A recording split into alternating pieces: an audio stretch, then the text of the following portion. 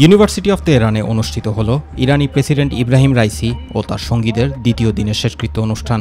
এ জানাজায় অংশ নেয় সর্বস্তরের মানুষ। এরপর আজাদী চত্বরের পথে একটি শোকযাত্রা অনুষ্ঠিত হয়। এতেও যোগ দেন অগণিত শোকার্ত জনতা। এর আগে মঙ্গলবার তাবরিজ এবং কোম শহরে নিহতদের পৃথক জানাজা অনুষ্ঠিত হয়। রাতে মরদেহগুলো নিয়ে যাওয়া হয় তেহরানের গ্র্যান্ড মুসল্লায়। জানা গেছে বৃহস্পতিবার দুপুরে উত্তর পূর্ব ইরানের পবিত্র শহর মাশহাদে দাফন করা হবে ইব্রাহিম রাইসিকে। ওই শহরেই ইমাম রেজা আলাইহিসসালামের মাজার অবস্থিত।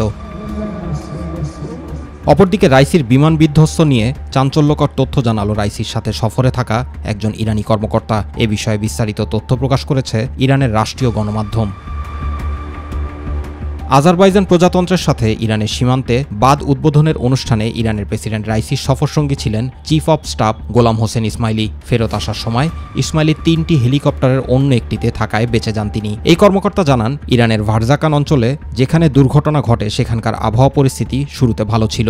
গত 19 মে স্থানীয় সময় দুপুর 1টার দিকে রাইসির হেলিকপ্টার বহর উড্ডয়ন শুরু করে। যাত্রা শুরুর 45 মিনিট পর রাইসিকে বহনকারী হেলিকপ্টারের পাইলট অন্য দুটি হেলিকপ্টারের পাইলটকে আরও উঁচুতে ওঠার নির্দেশ দেন। মূলত তিনি কাছাকাছি থাকা ঘন মেঘ এড়িয়ে যেতে চেয়েছিলেন। তিনি বলেন, নির্দেশ মতো উচ্চতা বাড়িয়ে মেঘের উপর দিয়ে যাওয়ার 30 সেকেন্ড পরই পাইলট লক্ষ্য করলেন যে রাইসিকে বহনকারী হেলিকপ্টারটি অদৃশ্য হয়ে গেছে।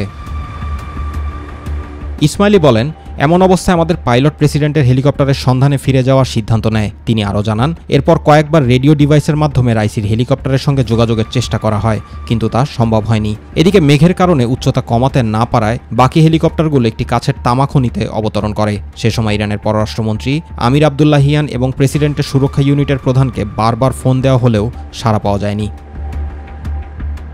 রাইসির বহরে থাকা এ কর্মকর্তা বলেন, অন্য দুটি হেলিকপ্টারের পাইলটেরা প্রেসিডেন্টের হেলিকপ্টারের দায়িত্বে থাকা ক্যাপ্টেন মোস্তাফাভির সঙ্গে যোগাযোগ করেছিলেন, কিন্তু সে সময় ফোন ধরেন তাবরিজের জুমার নামাজের ইমাম মোহাম্মদ আলী আল হাশেম। তিনি জানান, তাদের হেলিকপ্টারটি একটি উপত্যকায় বিধ্বস্ত হয়েছে। তার অবস্থা তখন গুরুতর ছিল, কিন্তু দুর্ঘটনার পরও কয়েক ঘন্টা বেঁচে ছিলেন মোহাম্মদ আলী আল হাশেম।